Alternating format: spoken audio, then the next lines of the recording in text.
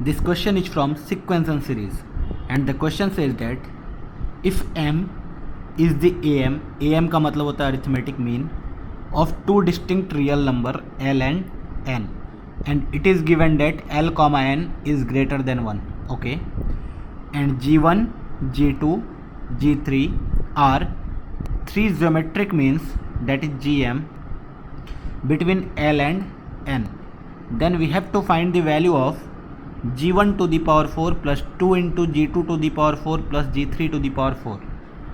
Okay, simple है. इसमें क्या कॉन्सेप्ट यूज हो रहा है, तो insertion of an arithmetic mean and geometric mean between two numbers.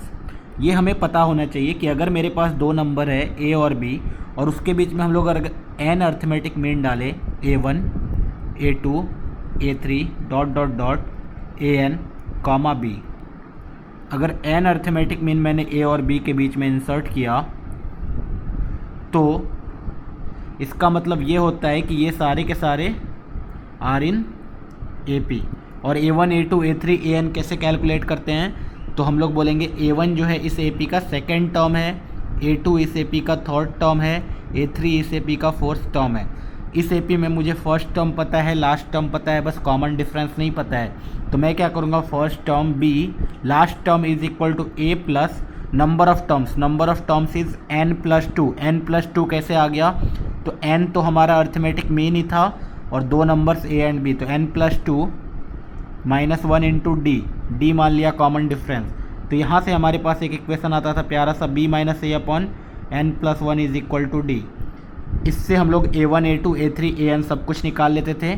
Same concept use होता था किसमें, ज्योमेट्रिक मीन में. जैसे a एक नंबर है, b दूसरा नंबर है और उसके बीच में g1 g2 g3 g4 dot dot dot gn insert किया, तो हम लोग क्या बोलते थे कि ये सारे किसमें हैं, आर इन gp. और gp में क्या होता है, हमें फर्स्ट टर्म पता है, लास्ट टर्म पता है, नंबर ऑफ टर्म्स पता है n प्लस टू. तो हम लोग क्या बोलते थे, last term is equal to first term into common ratio to the power n minus one. n minus one की जगह यहाँ पे क्या हो जाएगा, n plus two minus one which is equal to n plus one. तो यहाँ से हमारे पास कॉमन रेशियो निकल के आ जाता था, और कॉमन रेशियो आ जाता था तो g1 can be called as second term, g2 can be called as third term, g3 can be called as fourth term. तो ये वाला कॉन्सेप्ट हम लोग यूज़ करते हैं. तो पहले तो ये बहुत ही सिंपल लाइन गिवन है, क्या कि m is the arithmetic mean between l and n. अच्छा, अगर m l और n के बीच में एक अर्थमेटिक मीन है तो ये सारे किस में होंगे, आर इन ए पी. अच्छा, अगर ए पी में है तो एक कंडीशन आएगा, तीन नंबर्स ए पी में है तो m can be written as directly l plus n by two, और इन we can say that l plus n will be equal to what, 2 into m. एक इक्वेशन आ गया पहले वाले लाइन से. अब दूसरा वाला लाइन क्या बोल रहा है देखते हैं. बोला गया है कि g1 g2 g3 are three geometric mean between l and n. अच्छा, l और n के बीच में तीन ज्योमेट्रिक मीन इंसर्ट किया हमने, तो l इधर है, g1 g2 g3 and n are in gp. बताओ इस gp में कितने नंबर ऑफ टर्म है, 5 नंबर्स ऑफ टर्म है. तो मैं क्या बोलूँगा, n fifth term will be equal to first term into common ratio to the power 4. So we can say that common ratio हमारा कितना आ जाएगा, n upon L to the power 1 upon 4. Okay, अगर ये आ गया तो वी कैन से g1 आ जाएगा हमारा. g1 क्या आएगा, a इंटू आर. g1 क्या है, सेकेंड टर्म है, तो that is a into R, that is n upon L to the power 1 upon 4. हमें चाहिए क्या, हमें ये चाहिए g1 to the power 4. g1 to the power 4 calculate करेंगे तो आएगा l to the power 4 into n upon L which is equal to L cube into n. चलो सही है. g2 निकालते हैं. g2 जब निकालेंगे तो क्या आएगा, second term is first term into common ratio to the power 2. Common ratio to the power 2 का मतलब ये. तो दिस इज़ अगेन हमें क्या चाहिए, g2 to the power 4. g2 to the power 4 क्या आ जाएगा, l to the power 4 n upon l का whole square. So this is equal to basically l square n square.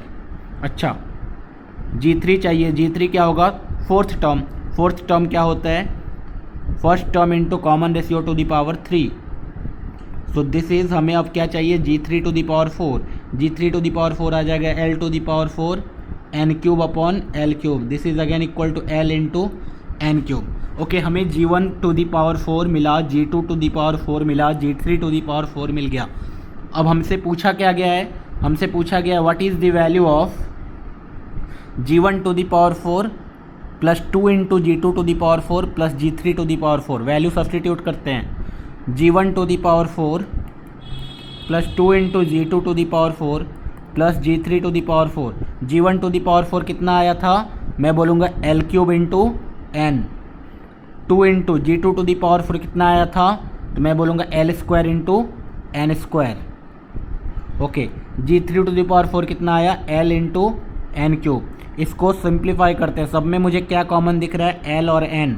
Bracket के अंदर क्या आ जाएगा, L स्क्वायर, यहाँ से 2 into LN plus N square, और ये तो दिख रहा है मुझे परफेक्ट स्क्वायर है, this is L plus N the whole square. और L प्लस N का वैल्यू हमने निकाला था कितना, 2m, तो this is Ln into 2m का whole square which is equal to 4m square Ln, 4m square Ln।